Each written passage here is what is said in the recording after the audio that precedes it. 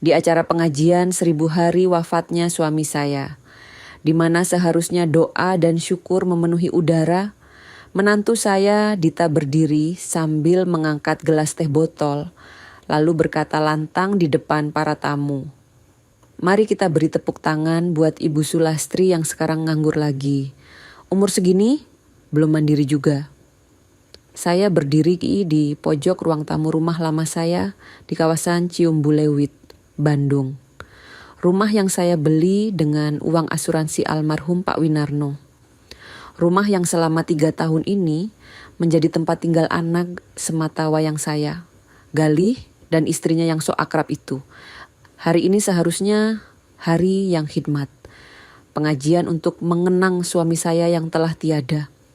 Tapi Dita, seperti biasa, selalu punya cara untuk membuat segalanya tentang dirinya. Para tamu yang hadir cukup banyak. Keluarga besar, tetangga dari RT kami, ibu-ibu arisan yang sudah bertahun-tahun saya kenal, bahkan beberapa guru dari sekolah tempat Galih mengajar. Mereka semua datang dengan niat baik, membawa doa dan kenangan tentang almarhum. Tapi sekarang suasana berubah. Udara terasa berat, saya bisa merasakan tatapan mereka semua beralih dari Dita ke saya. Menunggu reaksi saya, nama saya Sulastri, 64 tahun, dulu saya auditor pajak senior di Direktorat Jenderal Pajak Provinsi. 32 tahun saya mengabdi di sana, memeriksa laporan keuangan, membongkar kebohongan di balik angka-angka, menghadapi orang-orang yang mencoba mengakali sistem. Saya pensiun 2 tahun lalu karena komplikasi jantung ringan. Bukan karena saya lemah, bukan karena saya tidak berguna, tapi karena tubuh saya butuh istirahat setelah puluhan tahun bekerja keras. Sejak itu, saya tinggal bersama Galih dan Dita. Galih, anak saya yang baik hati. Terlalu baik bahkan. Dia guru di sekolah menengah atas swasta. Gajinya pas-pasan, dia belum punya rumah sendiri. Dan waktu itu dia menangis minta tolong saya saat pengajuan kredit rumahnya ditolak bank. Saya yang kemudian membelikan rumah ini atas nama saya untuk dia tinggali. Tapi entah sejak kapan Dita mulai menganggap rumah ini miliknya. Dita, 29 tahun, mantan orang terkenal di internet yang sekarang katanya punya studio yoga pribadi. Tapi studio tanpa izin, studio tanpa laporan, studio yang sepertinya hanya ada di mulutnya saja. Dia cerewet di media sosial, sering memamerkan gaya hidup, mengunggah foto-foto sudut rumah ini seolah-olah dia yang membelinya. Di grup keluarga, dia sering melontarkan sindiran halus tentang saya. Wanita tua yang tidak produktif, katanya suatu kali. Saya diam saja waktu itu. Saya selalu memilih diam. Tapi hari ini dia melewati batas. Saat semua orang sedang menyantap kue basah dan nasi kuning yang saya siapkan, sejak subuh, Dita tiba-tiba berdiri. Dia mengetuk gelas teh botolnya dengan sendok, seperti orang yang mau bersulang di pesta. Semua mata tertuju padanya. Dia tersenyum manis, terlalu manis, lalu mulai berbicara dengan nada yang dibuat-buat ramah. Assalamualaikum semuanya, katanya. Terima kasih sudah datang ke acara pengajian ini. Ibu Sulastri cerita barusan sudah berhenti dari kantornya. Wah, semoga menikmati masa pensiun ya Bu. Jadi beban keluarga juga gak apa-apa kok. Dunia seolah berhenti berputar. Suara angin sore yang biasanya sepoi-sepoi tiba-tiba terdengar lebih keras daripada suara apapun di ruangan itu. Tidak ada yang berbicara. Ibu-ibu PKK yang duduk di sebelah kiri saling pandang dengan wajah tidak percaya.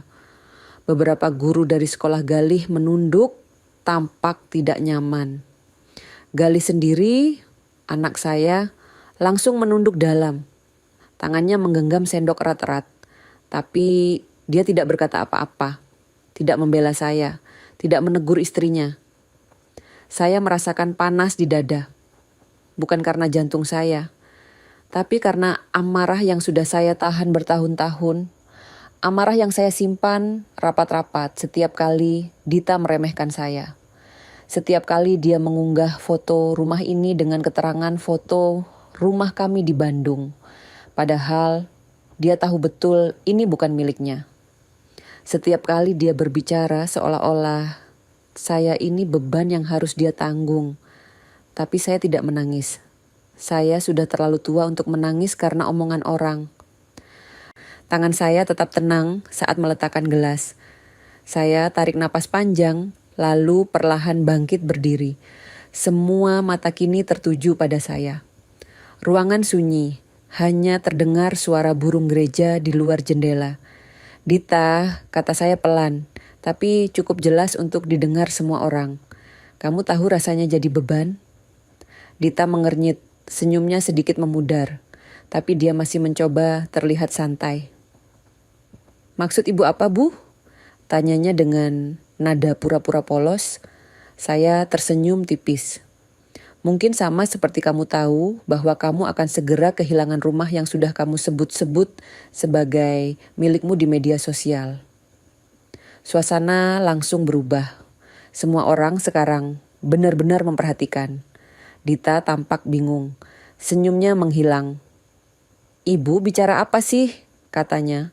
Suaranya mulai naik sedikit. Saya berjalan pelan ke kamar, mengambil tas kulit coklat saya, lalu kembali ke ruang tamu. Saya buka tas itu di depan semua orang. Saya keluarkan map biru yang berisi sertifikat rumah. Sertifikat atas nama saya. Sulastri. Bukan Galih, bukan Dita. Saya letakkan di meja. Mulai besok, kata saya dengan suara yang stabil. Kalian punya 30 hari untuk pindah. Rumah ini milik saya. Kalian cuma menumpang dengan sewa bulanan yang kalian kira cicilan rumah. Dita membeku. Wajahnya pucat. Dia mencoba tertawa kecil, tapi tertawanya terdengar dipaksakan. Ibu bercanda, kan? Katanya. Saya menatapnya langsung. Mata saya tidak berkedip. 3 tahun kamu tinggal di sini. Kamu dekorasi rumah ini sesukamu. Kamu unggah foto-foto setiap sudut rumah di media sosial seolah ini milikmu. Tapi kamu bahkan tidak tahu rumah ini dibeli tunai dengan uang asuransi suamiku. Galih menjatuhkan sendoknya. Suara sendok yang jatuh ke piring terdengar sangat nyaring di tengah keheningan. Dia menatap saya dengan wajah penuh kebingungan. Bu, maksud ibu apa? Rumah ini bukan atas namaku. Saya menoleh ke anak saya. Mata saya melembut sedikit, tapi suara saya tetap tegas. Kamu tidak lolos kredit rumah waktu itu, Galih. Kamu menangis minta bantuanku. Aku beli rumah ini untukmu tinggal, bukan untuk dipermainkan menantuku. Dita berusaha membela diri. Tapi Bu, kami sudah renovasi rumah ini. Kami keluarkan uang banyak untuk renovasi, potong saya. Renovasi yang kamu biayai dengan uang dari mana? Dari studio yoga yang katanya bangkrut itu? Dita terdiam. Wajahnya semakin merah. Beberapa tamu mulai berbisik-bisik. Ibu-ibu arisan yang biasa saya kenal mulai saling tukar pandang. Mereka tahu saya bukan tipe orang yang asal bicara. Saya duduk kembali, mengambil sepotong kue lemper dari piring di depan saya. Saya gigit pelan, lalu menelannya dengan tenang. Semua orang masih menatap saya. Dita masih berdiri dengan wajah pucat dan tangan gemetar. Mulai hari ini, kata saya sambil meletakkan kue di piring, kalian punya 30 hari, atau saya akan ajukan proses hukum. Tidak ada yang berani bicara setelah itu. Pengajian berlanjut, tapi suasananya sudah tidak sama. Dita duduk di pojok dengan wajah tertunduk. Galih tidak berani menatap saya. Dan saya melanjutkan menyapa tamu-tamu dengan senyum ramah, seolah-olah tidak terjadi apa-apa. Tapi di dalam hati, saya tahu, ini baru permulaan.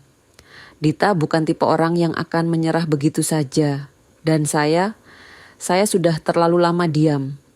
Sekarang saatnya saya berbicara. Dita datang ke rumah keesokan paginya. Bukan dengan penyesalan, tapi dengan bunga plastik dari minimarket dan senyum licik yang sering saya lihat dari tersangka pajak yang sedang pura-pura minta maaf. Pagi itu saya baru saja selesai menyapu teras depan ketika mobilnya masuk ke halaman. Mobil putih kesayangan Galih yang entah sejak kapan dikuasai Dita sepenuhnya. Dia turun dengan setelan olahraga mahal, merek luar yang harganya bisa untuk makan sebulan. Riasan wajahnya sempurna seperti biasa. Rambut diikat tinggi. Dia tersenyum lebar sambil membawa rangkaian bunga plastik berwarna pink mencolok. "Bu, Assalamualaikum," sapanya dengan nada manja yang dibuat-buat. "Maaf ya soal kemarin, saya terbawa suasana. Saya stres banget, Bu. Studio saya juga belum jalan lancar." Saya tidak menjawab salamnya. Saya hanya menatapnya sebentar, lalu melanjutkan menyapu. Dia tampak sedikit canggung, tapi tetap mencoba mempertahankan senyumnya. Dia ikut masuk ke dalam rumah tanpa saya persilakan, lalu meletakkan bunga plastik itu di meja tamu. Bunga yang bahkan tidak saya minta. "Saya sebenarnya mau ngomong dari hati ke hati, Bu," katanya sambil duduk di sofa. "Tolong jangan usir kami, kita keluarga kan Bu, kita harus saling mendukung." Saya letakkan sapu, lalu duduk di kursi depannya. Saya lipat tangan di pangkuan, menatapnya dengan tenang. "Studio yogamu?" tanya saya pelan. "Yang belum punya klien, tapi tiap minggu ngajar di Dago Pakar dan Antapani." Wajah Dita langsung berubah. Senyumnya memudar, matanya bergerak cepat, seperti orang yang baru ketahuan berbohong. "Bu, maksud ibu apa?" Saya ambil ponsel dari saku rok saya. Saya buka galeri foto yang sudah saya siapkan sejak kemarin malam. Tangkapan layar dari akun media sosial Dita. Foto-foto dia sedang mengajar yoga di berbagai tempat. Ada yang di taman, ada yang di ruang privat mewah, ada yang di studio orang lain. Semua diunggah dengan keterangan foto yang menarik perhatian. Dan yang paling menarik, ada beberapa komentar dari orang-orang yang menyebut diri mereka sebagai muridnya. "Saya lihat unggahan kamu," kata saya sambil menggeser layar. "Bahkan beberapa klienmu tandai kamu. Mereka unggah video saat latihan privat. Kamu bilang mereka teman, tapi mereka bayar kamu, bukan?" Dita mengelak. Dia gelisah, tangannya mulai meremas-remas tas kecil di pangkuannya. "Bu, mereka cuma bantu saya latihan, bukan klien beneran, cuma teman-teman dekat yang kebetulan suka yoga juga." Saya tersenyum dingin. Senyum yang sama seperti dulu ketika saya menghadapi pengusaha yang mencoba menghindar dari pajak dengan alasan usahanya rugi, padahal mobil barunya parkir di depan kantor. "Dita," kata saya dengan nada yang lebih keras. "Aku ini auditor pajak selama 32 tahun. Kamu pikir aku tidak tahu bedanya teman latihan sama klien yang bayar?" Dita terdiam. Wajahnya semakin pucat. Saya lanjutkan. "Tarif privat yoga sekarang berapa? 1.500.000 per sesi kan? Kamu ngajar 5 sampai 6 kali seminggu. Itu berarti sebulan kamu dapat sekitar 25 juta rupiah. Dan itu semua masuk ke rekening mana?" Dita tidak menjawab. Dia hanya menatap saya dengan mata melebar, seperti rusa yang tersudut. "Tidak ada laporan pajak," kata saya. "Tidak tercatat di SPT tahunan, studio tidak terdaftar di sistem perizinan berusaha atau dinas kesehatan, tidak punya rekening usaha, semua masuk ke rekening pribadi atas nama usaha kecil rumahan." Saya berhenti sebentar, membiarkan kata-kata saya meresap. "Kamu tahu itu namanya apa? Penghindaran pajak, dan itu kejahatan." Dita mulai gemetar. Tangannya yang tadi meremas tas sekarang bergerak ke wajahnya, seperti mencoba menyembunyikan rasa takutnya. "Bu, saya tidak tahu kalau itu masalah besar. Saya pikir karena usahanya kecil, jadi tidak perlu lapor." "Kecil?" saya memotong. 25 juta sebulan itu kecil bagimu. Dia tidak bisa menjawab. Saya lihat keringat mulai muncul di keningnya meski ruangan ini sejuk. Saya buka map lain yang sudah saya siapkan di meja samping.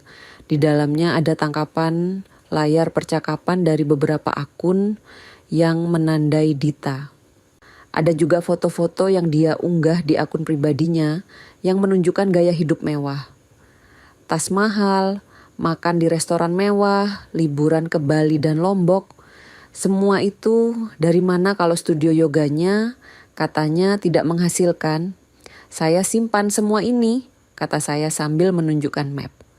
Tangkapan layar unggahan TikTok, status WhatsApp, bahkan testimoni dari beberapa muridmu yang dengan senang hati cerita soal tarif dan jadwalmu.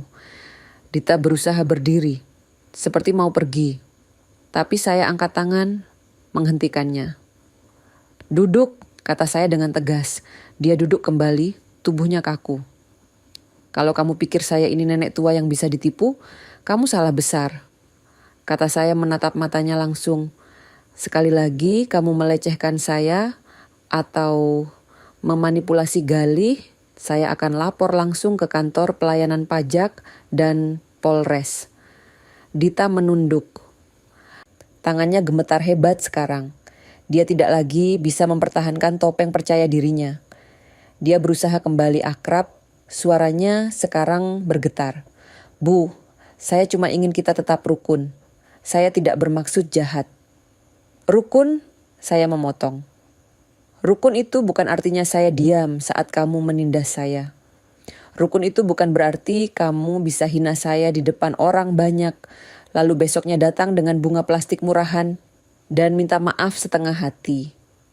Dita tidak menjawab.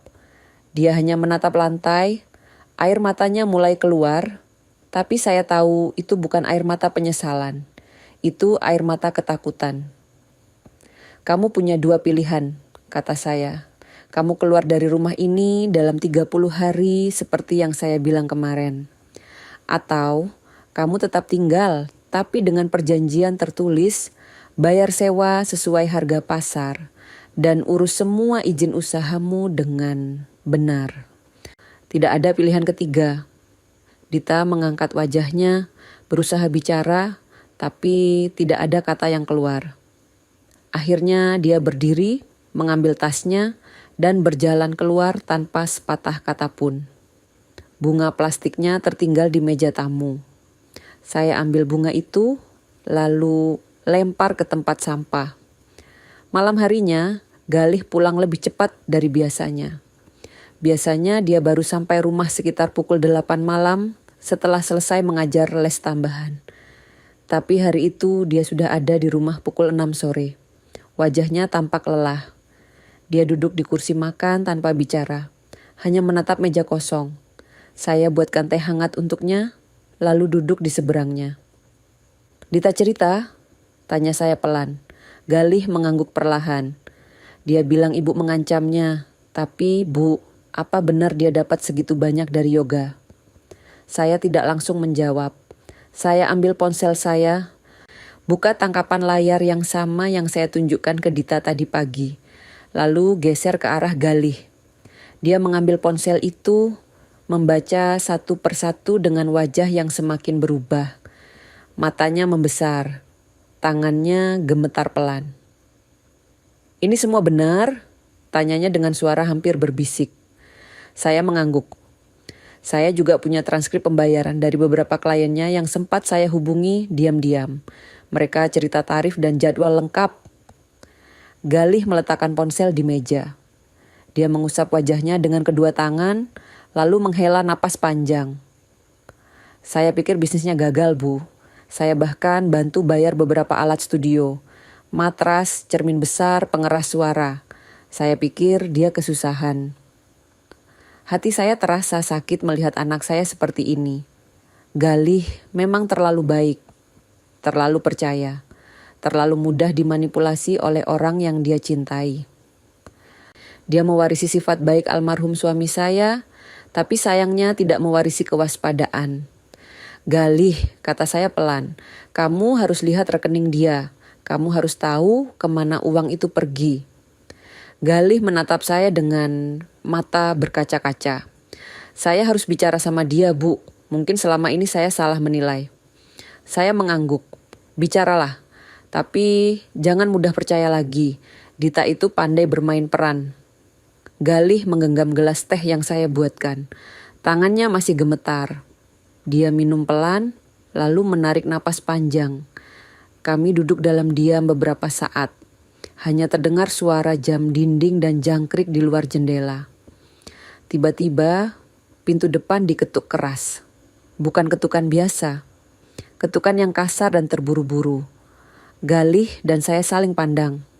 Saya berdiri, berjalan ke pintu, dan membukanya perlahan. Di luar berdiri Dita. Tapi dia tidak sendirian. Di belakangnya ada 2 orang asing, seorang wanita berpakaian mewah dengan kacamata hitam besar, dan seorang pria berjas membawa tas kulit hitam yang terlihat mahal. Wajah mereka terlihat serius dan penuh percaya diri. Dita menatap saya dengan tatapan berbeda. Bukan tatapan ketakutan seperti tadi pagi, tapi tatapan penuh perhitungan. Dia tersenyum tipis lalu berkata, "Bu, ini Ibu Nani, ibu saya. Dan ini Pak Ridwan, ayah tiri saya. Beliau pengacara keluarga. Kami perlu bicara." Saat saya pikir semua sudah cukup jelas, ternyata Dita belum kehabisan akal. 3 hari setelah pengajian itu, dia datang lagi, kali ini membawa ibunya dan seorang pria berjas dengan tas kulit hitam. "Ini Pak Ridwan, ayah tiri saya. Beliau pengacara keluarga. Pagi itu jam 9, saya baru saja selesai menyapu halaman dan menyiram tanaman ketika suara klakson panjang terdengar dari depan pagar. Suara yang dibuat dengan sengaja supaya semua orang di sekitar tahu ada tamu penting datang. Saya keluar dari halaman belakang, berjalan ke depan, dan melihat sebuah Toyota Fortuner putih mengkilat parkir tepat di depan rumah. Mobil yang jelas bukan mobil orang biasa. Dita turun lebih dulu dari kursi belakang. Dia mengenakan dress selutut berwarna krem dengan tas bermerek yang sering saya lihat di etalase mal mewah. Rambutnya diikat rapi, riasan wajahnya sempurna. Dia terlihat seperti orang yang baru pulang dari acara penting, bukan orang yang kemarin gemetar ketakutan.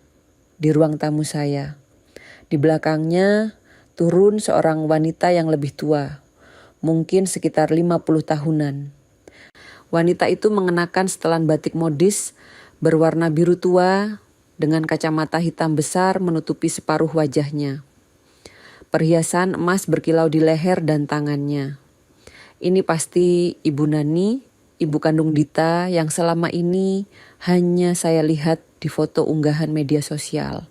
Dari pintu depan mobil turun seorang pria berkemeja putih, lengan panjang dengan celana bahan hitam yang disetrika rapi.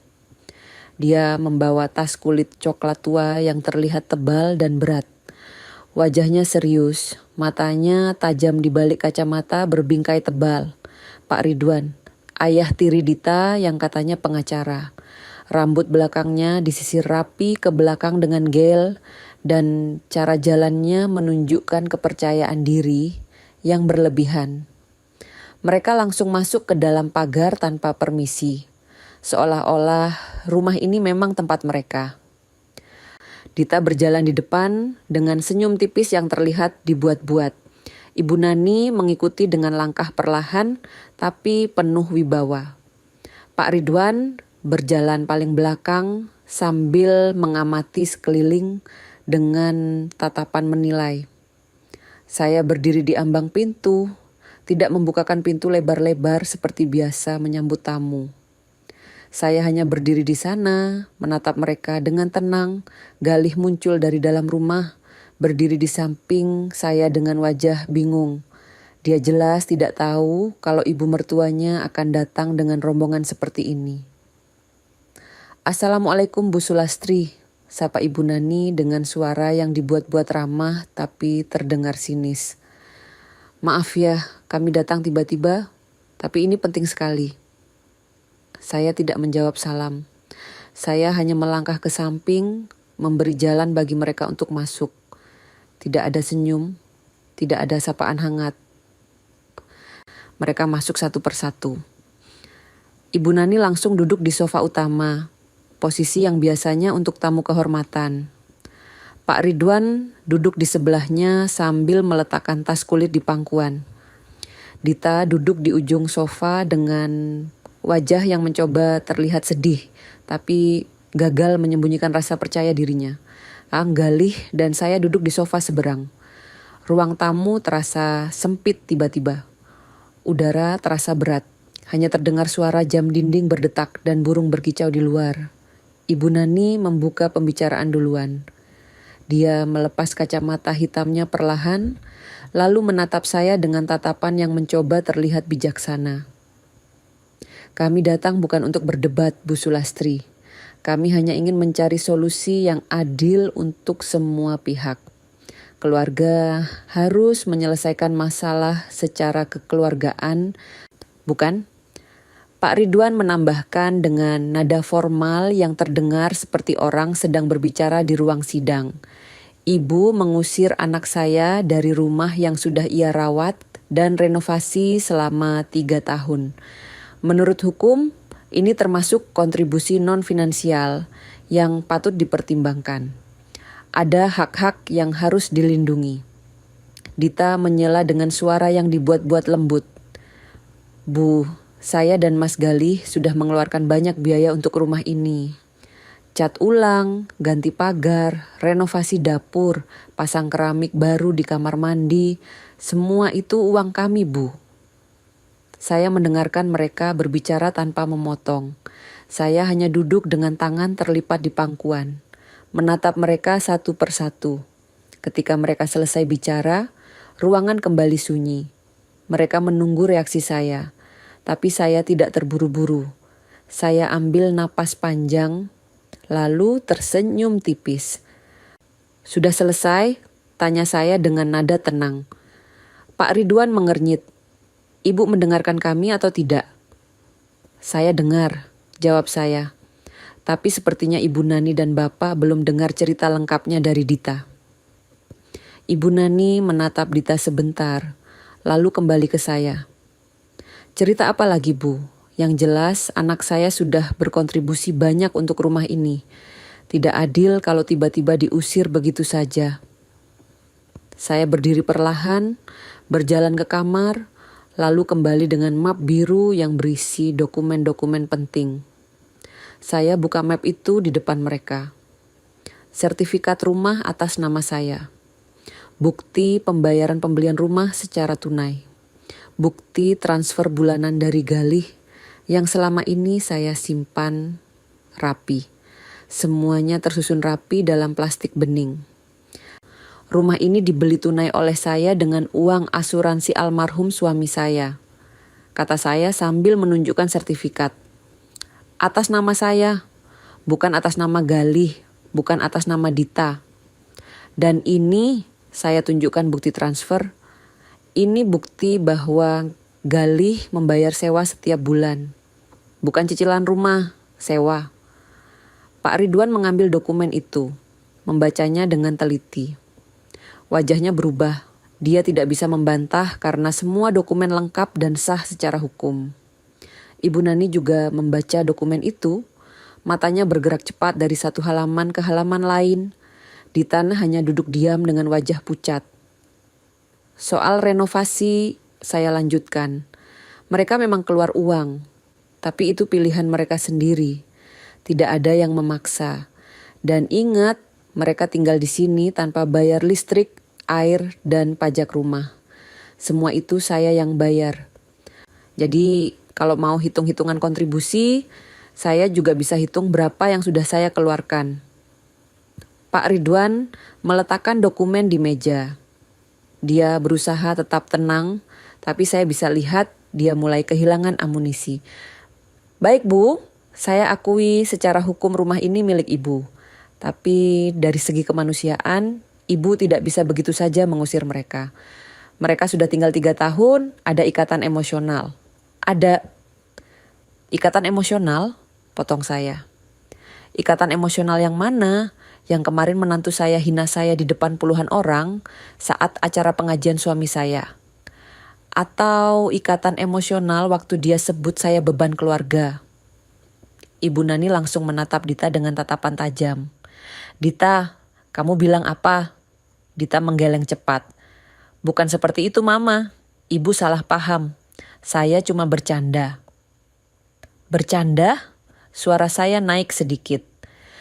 Kamu bilang di depan tamu-tamu bahwa saya nganggur dan jadi beban keluarga. Itu bercanda. Galih yang dari tadi diam akhirnya bicara. Suaranya pelan tapi jelas. Dita memang bilang begitu Mama Nani. Saya ada di sana, semua orang dengar. Ibu Nani terdiam. Wajahnya berubah. Dia menatap anaknya dengan tatapan kecewa bercampur marah. Tapi dia cepat menutup reaksinya, kembali berusaha terlihat tenang. Pak Ridwan mencoba mengambil alih pembicaraan. Baiklah, mungkin ada kesalahpahaman di sini. Tapi yang pasti, Ibu tidak bisa mengusir mereka begitu saja. Kami bisa bawa ini ke jalur hukum kalau perlu. Saya tersenyum dingin. Silakan, saya tunggu. Tapi sebelum itu, Bapak perlu tahu sesuatu tentang menantu saya. Saya keluarkan map kedua dari tas. Map yang berisi tangkapan layar dari media sosial Dita, daftar klien yoganya, perhitungan penghasilan, dan yang paling penting, bukti bahwa dia tidak pernah melaporkan penghasilan ke pajak. Saya letakkan semua di meja. Dita punya studio yoga tanpa izin. Penghasilan bulanan sekitar 25 juta rupiah. Tidak ada laporan pajak. Tidak terdaftar di sistem perizinan. Semua masuk rekening pribadi. Kalau Bapak mau bawa ini ke jalur hukum, saya juga siap. Tapi saya akan laporkan ini ke kantor pelayanan pajak dan dinas perizinan. Pak Ridwan membaca dokumen itu. Wajahnya berubah total. Dia menatap Dita dengan tatapan tidak percaya. Dita, ini benar? Dita tidak menjawab. Dia hanya menunduk, tangannya meremas-remas dresnya. Ibu Nani bangkit berdiri. Wajahnya merah, dia tampak marah tapi berusaha menahan diri. Kita bicarakan ini di rumah, katanya pada Dita dengan nada dingin. Pak Ridwan memasukkan semua dokumen kembali ke tas kulit. Dia berdiri, menatap saya sebentar, lalu berkata, kami akan pertimbangkan ini lagi, Bu. Tapi saya harap Ibu juga berpikir panjang sebelum mengambil keputusan. Saya sudah berpikir panjang, jawab saya tegas. 30 hari, itu waktu yang cukup. Mereka keluar satu persatu. Dita berjalan paling belakang dengan kepala tertunduk. Sebelum keluar, dia sempat menoleh ke arah saya. Tapi saya tidak menatapnya. Saya hanya berdiri di pintu, menyaksikan mereka masuk ke dalam mobil dan pergi. Setelah mobil itu hilang dari pandangan, Galih duduk di tangga teras. Dia mengusap wajahnya dengan kedua tangan, terlihat sangat lelah. Saya duduk di sampingnya, tidak bicara apa-apa. Kami hanya duduk dalam diam, mendengarkan suara angin dan burung. Bu, kata Galih pelan. Maafkan saya menatapnya. Kenapa kamu minta maaf? Saya tidak bisa membela ibu waktu itu. Saya diam saja. Saya pegang tangan anak saya. Kamu shock, itu wajar. Yang penting sekarang kamu sudah tahu kebenarannya. Galih mengangguk pelan. Tapi matanya masih terlihat sedih dan bingung. Dia pria yang baik, terlalu baik untuk dunia yang keras ini. Malam harinya saya tidak bisa tidur. Saya duduk di ruang tamu, minum teh hangat sambil memikirkan apa yang akan terjadi selanjutnya. Dita bukan tipe orang yang akan menyerah begitu saja. Dia pasti akan mencari cara lain. Dan feeling saya tidak pernah salah. Besok atau lusa pasti ada sesuatu lagi yang akan terjadi. Feeling saya ternyata benar. Seminggu setelah kunjungan Ibu Nani dan Pak Ridwan, saya menemukan sesuatu yang membuat darah saya naik ke kepala. Sesuatu yang jauh lebih buruk dari yang saya bayangkan. Pagi itu hari Sabtu. Galih pergi mengajar les tambahan seperti biasa. Dita katanya pergi ke studio yoga sejak pagi. Rumah sepi, hanya ada saya dan suara burung gereja di halaman. Saya sedang menyapu ruang tamu ketika ponsel Dita berbunyi keras dari kamar mereka. Bunyi notifikasi yang berulang-ulang. Biasanya saya tidak akan peduli, tapi kali ini bunyinya sangat mengganggu dan tidak berhenti-berhenti. Saya berjalan ke kamar mereka, pintu tidak terkunci. Ponsel Dita tergeletak di atas meja rias, layarnya terus menyala dengan notifikasi masuk. Saya tidak berniat membuka ponselnya, tapi layarnya tidak terkunci dan pesan-pesan itu terbuka begitu saja di layar depan. Pesan dari seseorang bernama Andre. Sayang, jangan lupa ambil dokumen kafling hari ini. Nanti malam aku tunggu di tempat biasa. Jantung saya berdegup kencang. Andre? Siapa Andre? Saya duduk di pinggir tempat tidur, memegang ponsel itu dengan tangan gemetar. Pesan-pesan lain mulai saya baca. Percakapan antara Dita dan pria ini sangat intim. Panggilan sayang, simbol hati, bahkan foto-foto mereka berdua yang jelas bukan foto biasa teman. Ada foto mereka sedang makan malam di restoran mewah. Foto swafoto di dalam mobil, foto dengan latar belakang pantai. Saya geser layarnya lebih jauh ke atas. Percakapan mereka sudah berlangsung lama, mungkin lebih dari setahun, dan yang membuat saya hampir tidak percaya, ada pesan tentang transfer uang dalam jumlah besar. 100 juta, 50 juta, bahkan ada yang mencapai 200 juta rupiah. Semua ditransfer dari Andre ke Dita dengan catatan untuk kita atau modal usaha kita. Tangan saya gemetar hebat. Saya ambil ponsel saya sendiri, lalu mulai memotret layar ponsel Dita satu persatu.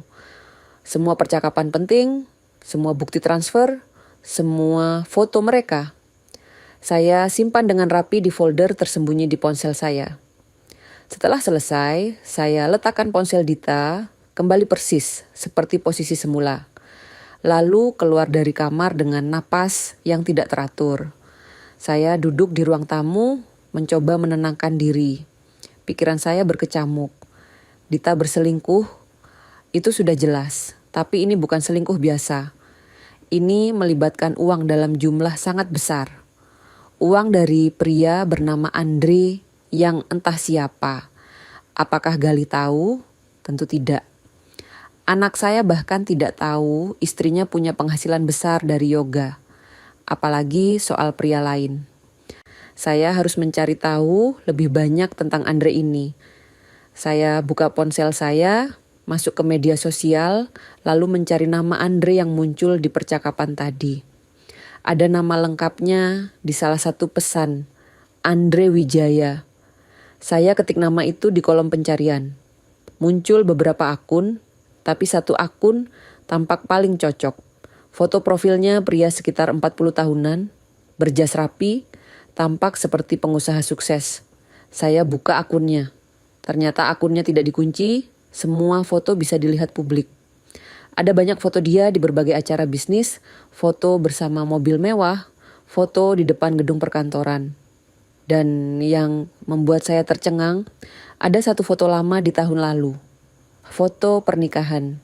Andre dengan seorang wanita cantik, bergandengan tangan, tersenyum bahagia.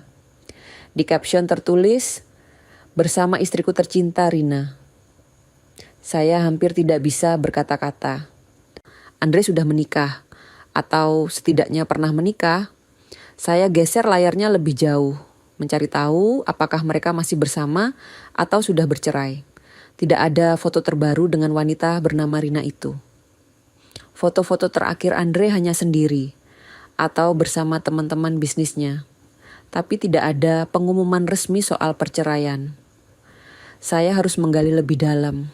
Saya ingat punya teman lama yang bekerja di kantor notaris di Bandung. Saya hubungi dia lewat pesan. Minta tolong untuk mencari tahu tentang Andre Wijaya. terutama soal status pernikahannya dan aset-aset yang mungkin terdaftar atas namanya. Teman saya menjawab akan coba bantu, tapi butuh waktu beberapa hari. Siang itu, Dita pulang sekitar pukul 2 siang. Dia masuk dengan wajah cerah, seperti biasa setelah mengajar yoga. Rambutnya diikat tinggi, bajunya masih baju olahraga. Dia menyapa saya dengan santai, seolah tidak ada apa-apa. "Bu, mau saya buatkan jus jeruk?" tawarnya sambil membuka kulkas. Saya menatapnya dari sofa. Melihat wajahnya yang polos itu, saya merasa mual. Bagaimana bisa dia berpura-pura seperti ini? Bagaimana bisa dia tidur nyenyak setiap malam di samping Galih sambil menjalin hubungan dengan pria lain? "Tidak usah," jawab saya singkat. Dita mengangkat bahu lalu membuat jus untuk dirinya sendiri. Dia duduk di meja makan, membuka ponselnya, lalu tersenyum-senyum sendiri. Pasti membaca pesan dari Andre. Saya harus menahan diri untuk tidak langsung menyeretnya dan memaksanya mengaku. Tapi tidak, saya harus bersabar, saya harus mengumpulkan semua bukti dulu sebelum bertindak. 3 hari kemudian, teman saya dari kantor notaris menelepon. Suaranya berbisik, seperti sedang menyampaikan informasi rahasia. "Sul, saya dapat infonya, Andre Wijaya itu baru bercerai 7 bulan lalu, cerai gugat dari istrinya Rina. Alasannya perselingkuhan dan penggelapan harta bersama." Jantung saya berdegup keras. Penggelapan harta? Iya. Ternyata sebelum cerai, Andre memindahkan banyak aset ke nama orang lain. Total nilainya lebih dari 1,2 miliar rupiah. Ada kafling tanah di Bekasi, 1 unit mobil Innova, dan saham minoritas di perusahaannya. Semuanya sekarang terdaftar atas nama... Tunggu, saya cek lagi. Atas nama Dita Anggraini. Saya hampir menjatuhkan ponsel. Dita Anggraini, menantu saya. Jadi selama ini Andre memindahkan aset-asetnya ke nama Dita. Ini bukan sekadar selingkuh. Ini skema. Skema penggelapan aset yang terencana. Dan Dita terlibat penuh di dalamnya. Masih ada lagi, lanjut teman saya. Beberapa bulan terakhir, ada transfer besar-besaran dari rekening Andre ke rekening Dita. Saya tidak bisa dapat detailnya tanpa akses resmi. Tapi dari yang saya lihat di dokumen notaris, nilainya sangat besar. Saya berterima kasih pada teman saya, lalu menutup telepon. Saya duduk di teras belakang, menatap langit yang mulai sore. Angin sepoi-sepoing menerpa wajah, tapi pikiran saya kacau. Dita bukan hanya wanita yang berselingkuh, dia manipulator. Dia pemalsu, dia terlibat dalam penggelapan aset orang lain. Dan yang paling menyakitkan, dia melakukan semua ini sambil tinggal di rumah saya, tidur di samping anak saya, makan dari uang saya. Malam itu, Galih pulang dengan wajah lelah seperti biasa. Dia langsung mandi, lalu duduk di meja makan menunggu saya menyajikan makanan. Dita belum pulang, katanya ada kelas malam, tapi saya tahu kemana dia pergi. Dia pasti bertemu Andre, saya duduk di depan Galih. Saya tatap anak saya yang lelah itu. Hati saya sakit melihatnya. Dia bekerja keras setiap hari, pulang malam hanya untuk menghidupi istri yang ternyata mengkhianatinya dengan cara paling keji. "Galih," kata saya pelan, "Ibu harus bicara sesuatu yang penting." Galih mengangkat wajah, menatap saya dengan mata lelah. "Ada apa, Bu?" Saya ambil napas dalam.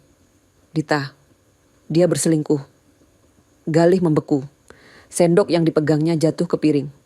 Suaranya pelan, hampir berbisik. "Apa?" Saya tunjukkan foto-foto tangkapan layar di ponsel saya. Satu persatu. Percakapan Dita dengan Andre. Foto mereka berdua. Bukti transfer uang. Semua bukti yang sudah saya kumpulkan selama beberapa hari ini. Galih membaca semuanya dengan wajah yang semakin pucat. Tangannya gemetar memegang ponsel.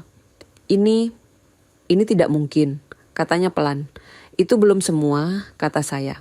Andre sudah menikah atau baru saja bercerai karena kasus penggelapan aset, dan aset-aset itu sekarang atas nama Dita.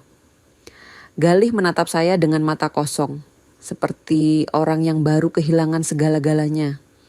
Dia tidak menangis, dia hanya duduk diam, menatap ponsel dengan ekspresi yang sulit dijelaskan. Campuran antara syok, sedih, dan marah. "Kenapa, Bu?" tanyanya akhirnya. "Kenapa dia lakukan ini?" Saya tidak bisa menjawab, karena saya sendiri tidak tahu. Mungkin karena uang, mungkin karena ambisi. Atau mungkin memang dari awal Dita bukan orang yang baik seperti yang Galih kira. Kami duduk dalam diam yang panjang. Hanya terdengar suara jam dinding dan jangkrik di luar. Sekitar pukul 10 malam, terdengar suara mobil masuk ke halaman. Dita pulang, dia masuk dengan wajah ceria, membawa tas yoga dan botol minum. "Maaf, Bu, Mas, tadi macet," katanya sambil tersenyum. Galih berdiri perlahan. Dia menatap istrinya dengan tatapan yang berbeda. Tatapan yang dingin dan asing. "Kamu dari mana?" Dita tampak terkejut dengan nada suara Galih. "Dari studio." "Kenapa?" "Studio mana? Studio Andre?" Wajah Dita langsung berubah. Pucat. Senyumnya menghilang. Dia menatap Galih lalu menatap saya. Dia tahu rahasianya sudah terbongkar. "Mas, aku bisa jelaskan," katanya dengan suara bergetar. "Jelaskan apa?" Suara Galih naik. "Jelaskan kalau kamu selingkuh. Jelaskan kalau kamu terima uang miliaran dari pria lain. Jelaskan kalau kamu terlibat penggelapan aset." Dita mundur selangkah. Air matanya mulai keluar. Tapi saya tahu itu bukan air mata penyesalan. Itu air mata karena ketahuan. Saya berdiri, berjalan ke arah Dita, lalu berkata dengan suara tenang tapi tegas. "Kamu punya dua pilihan. Kamu jujur ke Galih malam ini tentang semuanya. Atau saya akan laporkan semuanya ke keluargamu, ke istri Andre yang lama, ke polisi, bahkan ke kantor pajak." Dita menatap saya dengan mata penuh air mata. Bibirnya bergetar. Dia mencoba bicara tapi tidak ada suara yang keluar. "Dan malam ini juga," tambah saya, "kamu mulai berkemas. Saya tidak ingin rumah ini dinodai lebih jauh oleh kehadiranmu." Dita akhirnya berlari ke kamar, menutup pintu keras-keras. Terdengar suara tangisannya dari dalam. Tapi tidak ada yang peduli. Galih duduk kembali dengan wajah kosong. Saya duduk di sampingnya, memegang tangannya yang dingin. Malam itu terasa sangat panjang. Tidak ada yang tidur. Rumah yang biasanya tenang malam itu dipenuhi dengan suara tangis dari kamar, suara langkah kaki mondar-mandir, dan keheningan yang mencekik. Pagi berikutnya, saya baru saja selesai salat subuh ketika terdengar ketukan pintu yang terburu-buru, ketukan yang tidak sabaran dan cemas. Saya buka pintu dan di depan berdiri Bu Helen, tetangga depan rumah. Wajahnya pucat, napasnya tidak teratur, seperti orang yang baru berlari jauh. "Bu Sulastri," katanya dengan suara bergetar. "Saya harus bicara sekarang. Ini soal Dita. Saya dapat info dari sepupu saya di kantor urusan agama Tangerang. Bu, ini jauh lebih parah dari yang Ibu kira." Jantung saya langsung berdegup kencang. Saya buka pintu lebih lebar, mempersilakan Bu Helen masuk. Kami duduk di ruang tamu. Bu Helen masih terengah-engah, tangannya gemetar saat mengeluarkan map coklat dari tas kain yang dibawanya. "Bu, anak itu bukan sekadar selingkuh," kata Bu Helen sambil membuka map. "Dita ternyata sudah menikah lagi, secara resmi, sambil masih sah jadi istri Mas Galih." Saya merasa dunia berputar. "Apa maksud Ibu?" Bu Helen mengeluarkan beberapa lembar fotokopi dari map. "Ini salinan akta nikah siri antara Dita dan Andre, lengkap dengan nomor pencatatan dari KUA swasta di Tangerang. Sepupu saya yang kerja di sana sempat lihat dokumen aslinya 6 bulan lalu. Dia ingat karena nama Dita cukup unik. Dan waktu itu dia merasa aneh kenapa perempuan semuda itu nikah dengan pria yang baru cerai. Saya ambil dokumen itu dengan tangan gemetar. Benar, di sana tertulis jelas. Pernikahan antara Andre Wijaya dengan Dita Anggraini dilaksanakan 6 bulan lalu di sebuah masjid kecil di Tangerang. Ada saksi, ada wali, bahkan ada mas kawin berupa 1 unit kafling tanah di Bekasi. Ini bukan pernikahan sembunyi-sembunyi di bawah pohon. Ini diberkati secara formal dan tercatat di lembaga agama. Bu Helen, kata saya dengan suara yang hampir berbisik. Berarti Dita melakukan bigami? Bu Helen mengangguk dengan wajah serius. Iya Bu, dan sepertinya ini bukan pertama kalinya. Saya menatap Bu Helen dengan mata melebar. Maksud Ibu? Bu Helen mengeluarkan dokumen lain. Kali ini berupa hasil penelusuran yang dilakukan sepupunya dengan bantuan beberapa rekan di KUA berbeda. Dalam 3 tahun terakhir, Dita sudah menikah dengan total 4 pria, termasuk Mas Galih dan Andre. 2 pria lainnya melaporkan kehilangan aset secara misterius setelah menikah dengannya.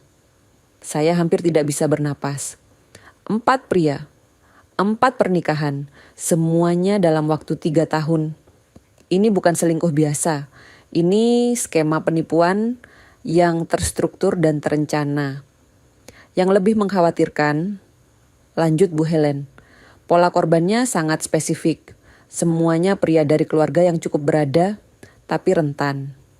Ada yang baru cerai, ada yang anak tunggal dengan ibu janda, ada yang pengusaha mapan, tapi kesepian. Dita masuk lewat pendekatan yang sangat halus. Dia belajar tentang target dulu, lalu mendekati dengan cara yang membuat mereka merasa dia adalah solusi dari kesepian mereka. Saya merasa mual. Jadi Galih juga dipilih karena dia anak tunggal dengan ibu janda. Karena saya punya rumah dan aset dari almarhum suami. Semuanya terencana sejak awal. Tidak ada cinta, tidak ada ketulusan, hanya perhitungan dingin dan manipulasi. Bu Helen, kata saya sambil mencoba menahan air mata. Kenapa Ibu baru kasih tahu sekarang? Maafkan saya Bu, kata Bu Helen dengan mata berkaca-kaca. Sepupu saya baru berani kasih info ini setelah saya cerita soal kejadian pengajian waktu itu. Dia takut kalau salah orang bisa berabe. Tapi setelah saya jelaskan semuanya, dia bilang tidak boleh diam. Dia sudah lama curiga sama Dita, tapi tidak punya bukti kuat. Sekarang setelah digali, ketemu semua. Saya memeluk Bu Helen, wanita yang sudah seperti kakak sendiri ini. Terima kasih Bu, terima kasih sudah peduli. Kami duduk dalam diam beberapa saat. Saya mencoba mencerna semua informasi yang baru saja saya terima. Pikiran saya berlari kemana-mana. Harus apa saya sekarang? Lapor polisi? Tapi buktinya cukup kuat atau tidak? Dan Galih, bagaimana cara saya bilang pada anak saya bahwa dia adalah korban dari skema penipuan yang jauh lebih besar dari yang dia bayangkan. Saya ambil semua dokumen yang Bu Helen bawa, lalu menyimpannya dengan rapi di lemari besi saya. Dokumen-dokumen ini sangat penting. Ini bukan hanya bukti perselingkuhan, ini bukti kejahatan. Sore harinya, saya hubungi teman lama saya yang dulu kerja di kantor pajak, sekarang sudah pensiun tapi masih punya banyak koneksi. Saya minta dia periksa laporan pajak Dita 3 tahun terakhir. Hasilnya membuat saya semakin yakin bahwa Dita memang penjahat profesional. Tidak ada laporan penghasilan sama sekali sejak 3 tahun lalu. Padahal penghasilannya dari yoga saja sudah puluhan juta per bulan. Belum termasuk uang yang ditransfer oleh Andre dan mungkin pria-pria lain sebelumnya. 2 hari kemudian, saya menerima telepon dari nomor tidak dikenal. Suara perempuan di seberang terdengar tegas tapi penuh emosi. Assalamualaikum, ini dengan Bu Sulastri, ibu mertuanya Dita. Iya, benar. Ini siapa? Nama saya Rina, mantan istri Andre Wijaya. Maaf mengganggu Bu, saya dapat nomor ibu dari teman yang kebetulan kenal dengan tetangga ibu. Saya perlu bicara soal Dita dan Andre. Jantung saya berdegup keras, mantan istri Andre. Silakan Mbak, saya juga perlu bicara dengan Mbak Rina. Kami janjian bertemu di sebuah kafe di kawasan Dago. Saya datang lebih dulu, memesan teh hangat, lalu duduk menunggu. 10 menit kemudian, datang seorang wanita berusia sekitar 35 tahunan. Rambutnya panjang diikat ekor kuda, wajahnya cantik tapi terlihat lelah. Matanya sembab seperti baru menangis. Dia duduk di depan saya, lalu tersenyum tipis. Terima kasih sudah mau ketemu Bu, katanya. Sama-sama Mbak Rina, mari kita bicarakan ini baik-baik. Rina mulai cerita. Dia sudah curiga Andre selingkuh sejak setahun lalu. Tingkah laku Andre berubah, sering keluar malam, sering dapat telepon misterius, dan yang paling mencurigakan, aset-aset mereka mulai berkurang satu persatu.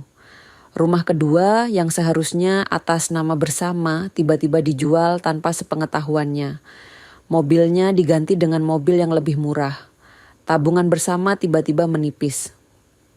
Saya akhirnya sewa detektif swasta, kata Rina. Dan hasilnya membuat saya hancur.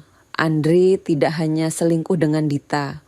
Dia memindahkan hampir semua aset kami ke nama Dita. Kafling di Bekasi, mobil Innova, bahkan saham di perusahaannya.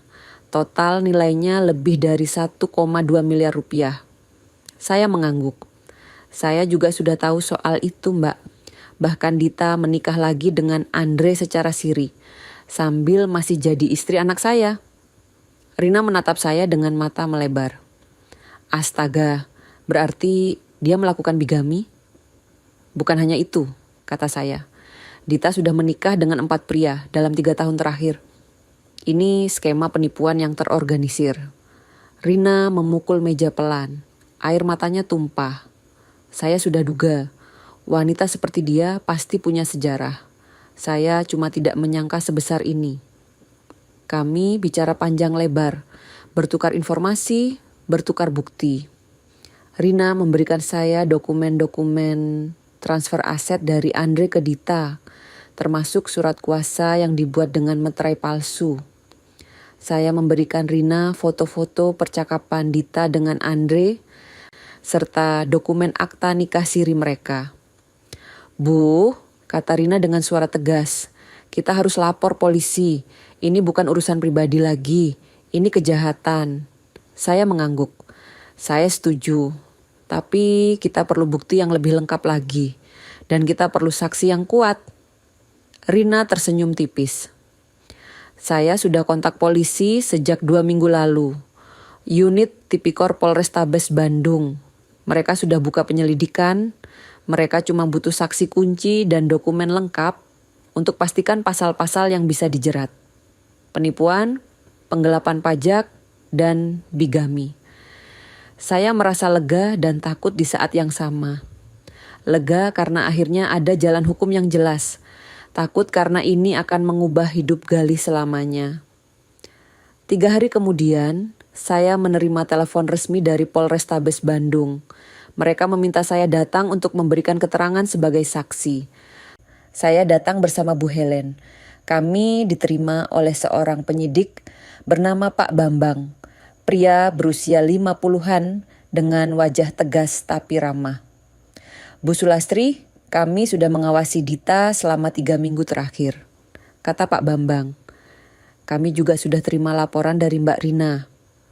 Sekarang kami perlu keterangan lengkap dari Ibu dan semua dokumen yang Ibu punya.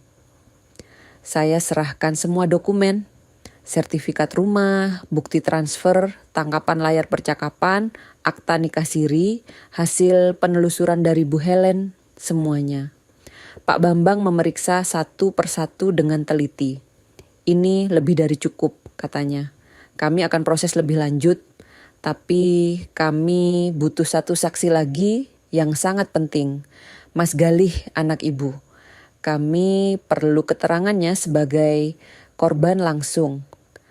Malam itu saya pulang dengan hati berat. Saya harus bicara dengan Galih. Saya harus minta dia jadi saksi. Saya tahu ini akan sangat berat untuknya. Tapi ini harus dilakukan. Galih duduk di teras belakang, menatap langit malam.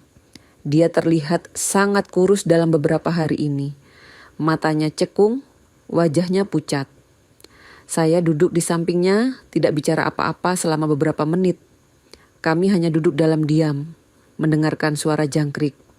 "Galih," kata saya akhirnya, "ibu harus bilang sesuatu."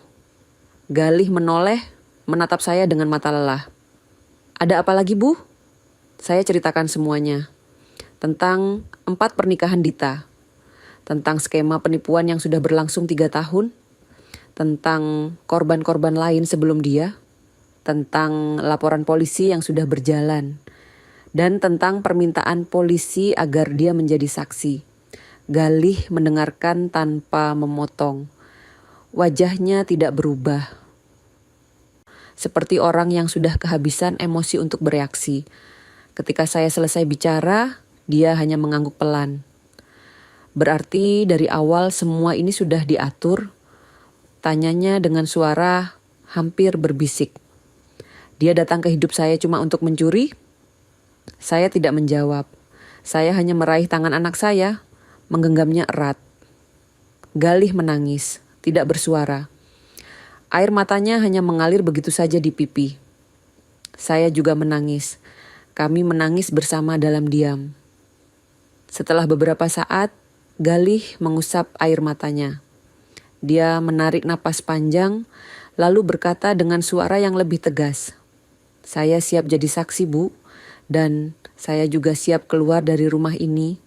Saya tidak bisa tinggal di sini lagi. Terlalu banyak kenangan yang menyakitkan." Hati saya hancur mendengarnya, tapi saya mengerti. Rumah ini memang sudah terlalu banyak menyimpan luka untuk Galih. 3 hari kemudian, pagi-pagi sekali, saya dengar suara sirin dari kejauhan. Suara yang semakin mendekat. Saya buka tirai jendela dan melihat 3 mobil polisi berhenti di depan rumah. Petugas berpakaian sipil turun membawa surat perintah penangkapan. Saya berdiri di balik tirai, jantung berdegup keras. Dita baru bangun tidur, keluar kamar dengan daster satin mahal. Rambutnya acak-acakan, wajahnya masih kusut.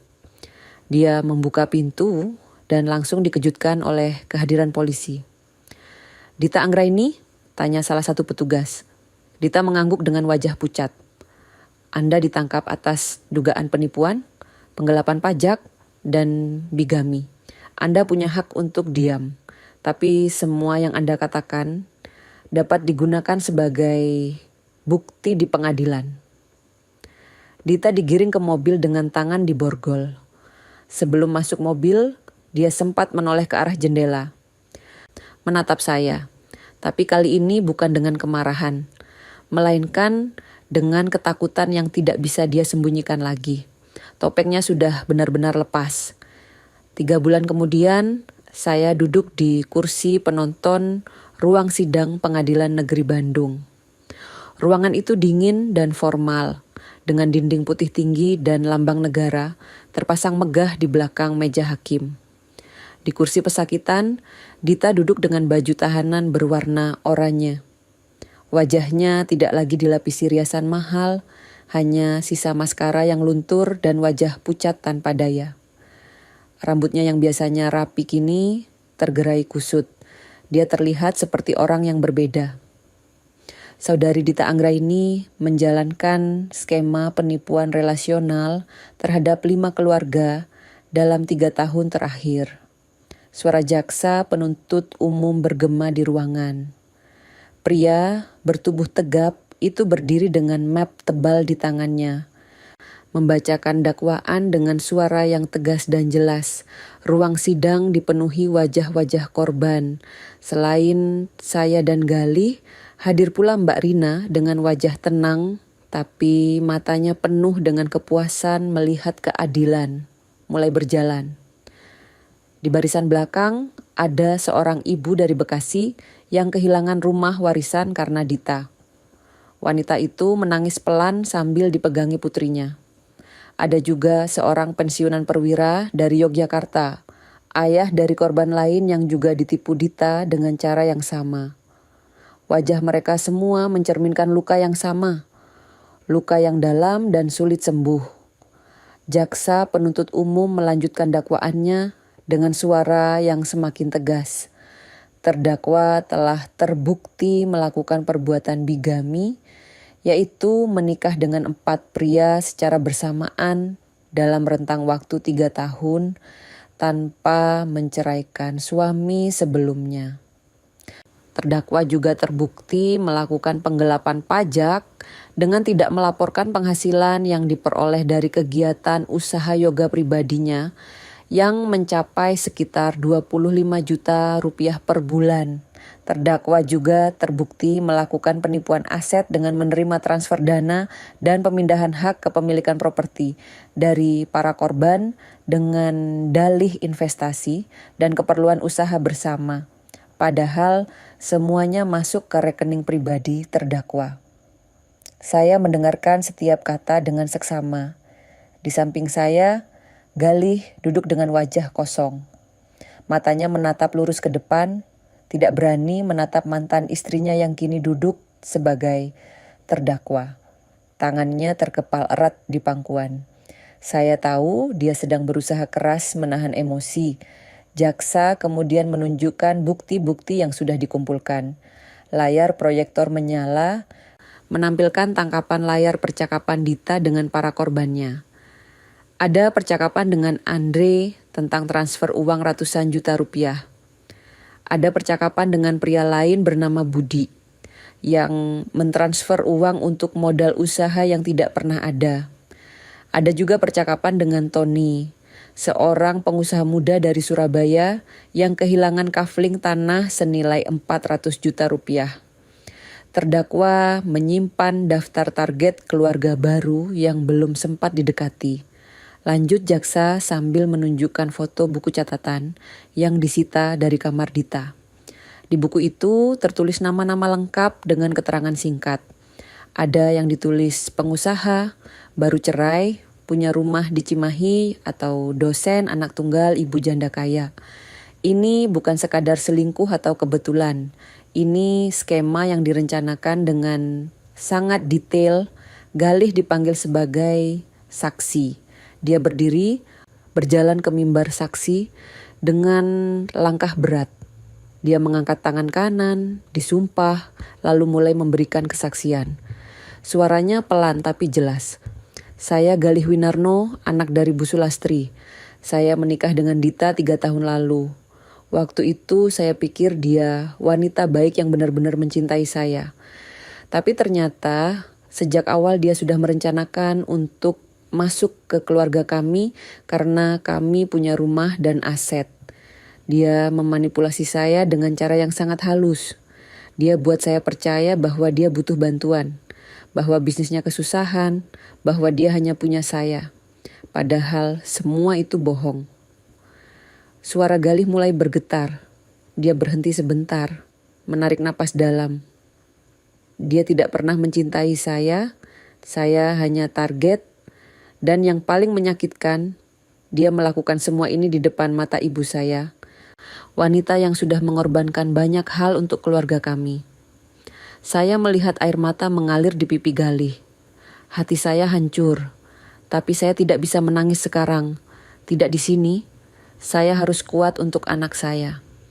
Setelah Galih, giliran saya dipanggil. Saya berjalan ke mimbar saksi dengan kepala tegak. Saya disumpah, lalu mulai memberikan kesaksian. Saya ceritakan semua, dari penghinaan di acara pengajian, penemuan ponsel Dita, penelusuran yang saya lakukan, hingga laporan ke polisi. Saya juga tunjukkan dokumen-dokumen yang sudah saya kumpulkan sejak awal. Saya dulunya auditor pajak selama 32 tahun, kata saya dengan suara tenang. Saya terlatih membaca pola penipuan dari angka-angka dan dokumen. Dan sejak awal saya sudah curiga dengan Dita. Tapi saya tidak menyangka kejahatannya sebesar ini. Dia bukan hanya memanipulasi anak saya, dia memanipulasi banyak keluarga, menghancurkan hidup banyak orang hanya untuk keuntungan pribadi. Pengacara Dita mencoba membela kliennya. Wanita berkacamata tebal itu berdiri, berusaha menunjukkan bahwa Dita adalah korban dari sistem yang tidak memberinya kesempatan, bahwa dia melakukan semua ini karena terpaksa untuk bertahan hidup. Tapi argumennya lemah. Bukti-bukti yang ada terlalu kuat. Dita bukan korban, dia pelaku yang sangat terencana dan terorganisir. Setelah beberapa kali sidang, akhirnya tiba hari pembacaan vonis. Ruang sidang penuh sesak, semua korban hadir. Media juga hadir karena kasus ini sudah menarik atas perhatian publik. Kasus penipuan berkedok pernikahan yang melibatkan banyak korban dari berbagai daerah. Hakim ketuk palu 3 kali. Suara ketukan itu bergema di seluruh ruangan. Semua orang diam. Dita berdiri dengan tubuh gemetar. Wajahnya pucat, bibirnya bergetar. Setelah memeriksa semua bukti dan mendengar keterangan para saksi, suara hakim tegas dan berwibawa. Majelis hakim menyatakan bahwa terdakwa Dita Anggraini terbukti secara sah dan meyakinkan bersalah melakukan tindak pidana bigami, penggelapan pajak, penipuan aset, pemalsuan dokumen identitas, dan pencucian uang melalui rekening pribadi. Ruangan dipenuhi bisikan. Dita mulai menangis. Oleh karena itu, lanjut hakim, majelis hakim menjatuhkan hukuman kepada terdakwa Dita Anggraini dengan pidana penjara selama 8 tahun tanpa remisi, serta denda sebesar 500 juta rupiah, subsidiair 6 bulan kurungan. Seluruh aset atas nama terdakwa akan dibekukan dan dilelang untuk mengembalikan kerugian kepada para korban. Palu diketuk lagi 3 kali. Vonis telah dijatuhkan. Dita ambruk di kursi pesakitan. Tangisannya pecah, tapi tidak ada yang merasa kasihan. Semua korban di ruangan itu merasa lega. Akhirnya keadilan berjalan. Andre juga divonis di sidang terpisah. Dia mendapat hukuman 3 tahun penjara karena terbukti membantu penggelapan aset dan pemalsuan dokumen.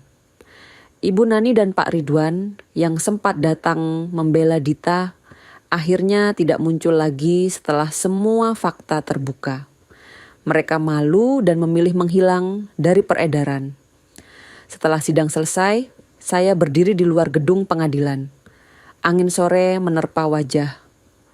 Galih berdiri di samping saya, menatap langit yang mulai jingga. Kami tidak bicara apa-apa, hanya berdiri dalam diam, merasakan akhir dari perjalanan panjang yang melelahkan ini. "Bu," kata Galih akhirnya. "Terima kasih." Saya menoleh, menatap anak saya. "Terima kasih untuk apa?" Karena tidak diam, karena melawan, karena melindungi saya, meskipun saya sendiri tidak sadar sedang dimanipulasi. Saya pegang tangan Galih, menggenggamnya erat. "Kamu anak saya, ibu akan selalu melindungimu." 2 minggu setelah vonis, Galih pindah ke kontrakan kecil di daerah Cibiru. Tempat yang sederhana, jauh dari kemewahan rumah saya. Tapi dia bilang, dia lebih tenang di sana. Dia bisa memulai lagi dari nol, tanpa bayangan masa lalu yang menyakitkan. Saya sering mengunjunginya, membawakan makanan, memastikan dia baik-baik saja. Kami jarang bicara tentang Dita. Tapi kadang, malam-malam tertentu, Galih datang ke rumah hanya untuk makan bersama dan mendengar saya bercerita tentang almarhum ayahnya, tentang masa lalu yang lebih bahagia. Saya tetap tinggal di rumah saya, sendiri, tapi tenang. Rumah ini akhirnya terasa seperti rumah lagi. Tidak ada lagi ketegangan, tidak ada lagi kebohongan, tidak ada lagi manipulasi. Hanya ketenangan dan kedamaian.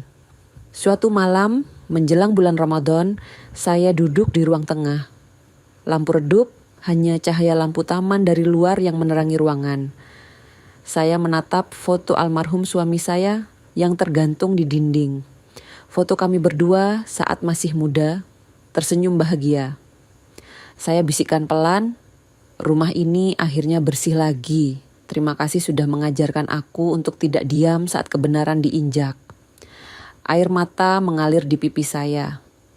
Bukan air mata sedih, tapi air mata lega. Air mata syukur karena semuanya sudah berakhir dengan keadilan. Saya tidak merasa menang, tapi saya merasa selesai. Saya bukan perempuan pendendam, tapi saya juga bukan perempuan yang akan diam saat diinjak. Dita datang membawa kebohongan, manipulasi, dan kejahatan, tapi dia pergi membawa pelajaran.